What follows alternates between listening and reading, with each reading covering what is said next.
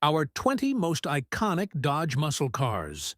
The muscle car era of the 1950s, 60s, and 70s saw horsepower explode into unimagined realms. 1956 Royal Lancer. The 1956 Dodge Royal Lancer sat at the top of the model range and was still offered with the D500 package. This special designation included a 315 cubic inch V8 with unique pistons, lifters, and rockers, as well as special cam. A 4-barrel carb was added, bringing peak horsepower up to 260. 1959 Coronet. Dodge upped the D500 game to the D501 beginning in 1957. As the story goes, the new models had 325 cubic inches and twin 4-barrel carbs. They were dubbed D501 and ran at Daytona Speed Week in February. The D501 was released in March and had 354 cubic inches of Chrysler motor with twin 4-barrel carbs. Horsepower was factory rated at 340, and the engine was mated to a heavy-duty commercial transmission. There was more good stuff under the car as well: Chrysler torsion bars, Imperial brakes in the rear, and Dodge truck brakes and spindles up front. 8 to 10 D501 Coronets are believed to have been in use by the Ohio State Patrol as pursuit vehicles. 1961 Dart Phoenix. The Dart was the smallest offering from Dodge in 1961 and featured stiff, lightweight, unibody construction. The luxurious Phoenix sat at the top of the trim ladder and included options like seats that swiveled to make getting out easier, and the Highway Hi-Fi, an RCA record player, then sat in a shock-proof cabinet under the dash.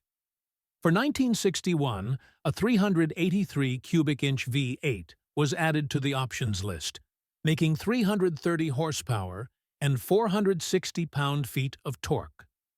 Twin 4-barrels sat atop a cross-ram induction intake manifold. 1962 Polara. All Dodges were pared down for 1962. Legend says that management downsized the line when it heard that the Chevrolet would be offering smaller cars for the new model year. The result was a Polara 300 pounds lighter than its predecessor.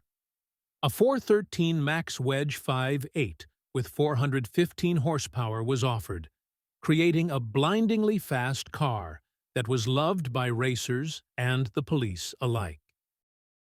1964 Polara. The 1964 Polara is one of the most beloved Mopars of all time. It still retained the small stature and light weight of the 62, but revised styling made it look longer, lower, and wider. A new engine also made its debut this year, the famous 426 Hemi, factory rated at 425 horsepower. Anecdotal evidence puts the actual number closer to 550. 1966 Charger. The Charger was introduced in 1966, basically a fastback version of its Coronet stablemate with unique styling cues. The new Street 426. Hemi lurked under the hood with twin 4-barrel carbs and over 400 horsepower and almost 500 lb-ft of torque. The new Charger annihilated any stoplight Johnnies too naive to know what they were challenging. David Pearson took the 1966 NASCAR Grand National Championship in a Charger, and retired drag racer Al Ekstrom used the famous Lawman Charger shown above in driving demonstrations and safety presentations across military bases in Europe and Asia. 1967 Coronet. In 1967, Dodge debuted the Coronet RT for road and track. It was a screamer and handled well thanks to a police-spec suspension. Standard power came from Magnum 440 engine, 440 cubic inches, producing 375 horsepower, and a pavement crunching 480 pound-feet of torque. The 426 Street Hemi was available for an additional $457 and produced 425 horsepower and 490 pound-feet. It also downgraded the warranty to 12 months, 12,000 miles, and limited it to the original purchaser only. 1968 Scat Pack. The Chrysler Marketing Department and the Ross Roy Ad Agency introduced a brilliant marketing scheme for 1968, the Scat Pack. Dodge's performance models, the Charger RT, Coronet RT, and Dart GTS, were grouped together under one campaign and given twin stripes on the rear quarter panels, unique decals, and a bee mascot. A media blitz announced the trio to the world as the Go Mobiles for 1968. 8-page inserts in enthusiast magazines urged buyers to get Dodge Fever, with the cars with the bumblebee stripes. 1968 Super Bee. The Super Bee model was added to the 1968 Scat Pack mid-year. It was built on a Coronet body, and the standard engine came from its Plymouth Road Runner cousin, a 335 horsepower, 383 cubic inch V8. The 426 Hemi could be ordered, but it raised the car's price by nearly one-third. Heavy-duty suspension was standard, along with bigger brakes and a 4-speed manual transmission with a Hurst shifter and linkage. 1968 Charger RT. The 68 Charger is the iconic muscle car, and the mere mention of the RT version will bring original owners to tears. While the base model plodded along with a standard 318 Poly V8, the RT had a 440 Magnum under the hood. 1969 Dart Swinger 340.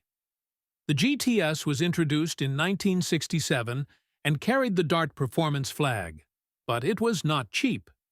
In 1969, Dodge offered an alternative that still promised performance, the Swinger 340. It was the base model hardtop coupe with flashy stripes and a not-so-subtle hood bulge treatment.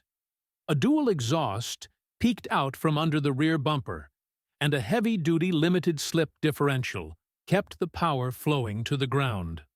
Under the hood was the common 318, bored out to 340, and heavily reworked to increase usable RPM. It featured an aggressive cam, a forged crank, forged pistons, and heavy-duty connecting rods. Horsepower was 275, torque was 340 pound-feet. Both numbers are said to be low, and then there was the advertising. When you decide to swing, let us know. Thanks, Dodge. 1969 Charger Daytona. One of the most famous Dodges in history, the Charger Daytona was created in the summer of '69 as a NASCAR homologation special. It was created out of the Charger RT and carried its heavy-duty brakes, suspension, and 440 Magnum engine as standard. 70 of the 503 made had the optional 426 Hemi under the hood. The nose cone, wing, and other body modifications helped make the Daytona slippery enough to be the first car to pass the 200-mile-per-hour mark in a sanctioned NASCAR race in 1970. 1970 Super Bee. A minor restyling for 1970 gave the Super Bee its iconic bumblebee wings twin grille and optional C-stripe on the rear quarters, and created a now-coveted piece of Dodge muscle history. There were 3 engine choices for the Bee. The 383 Magnum had a hot cam and provided 335 horsepower for relatively low bucks.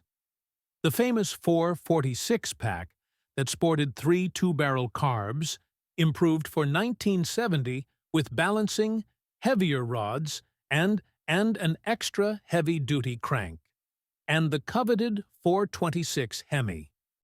1971 Charger RT.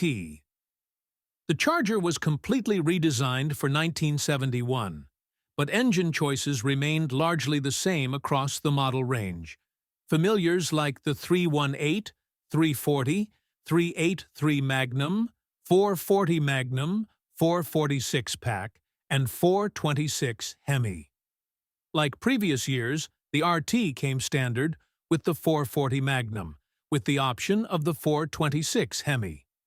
1971 was the last year of the 426 Hemi and 446 Pack.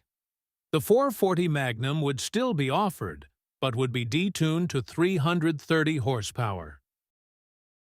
Nitin Citito Challenger.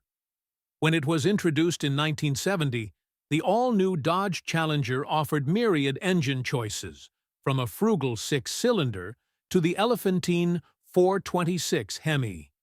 However, by 1972, things were looking grim.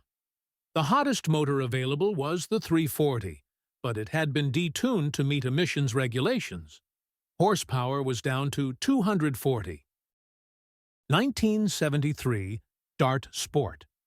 In response to complaints from fearful Christian groups, the 1970-72 Dodge Demon was renamed the Dart Sport for 1973.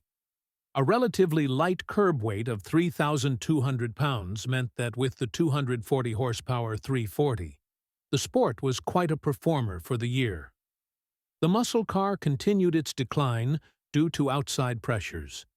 The stock market began a seemingly endless downturn in January of 1973, resulting in the Dow Jones Industrial Average losing 45% of its value by the end of 1974.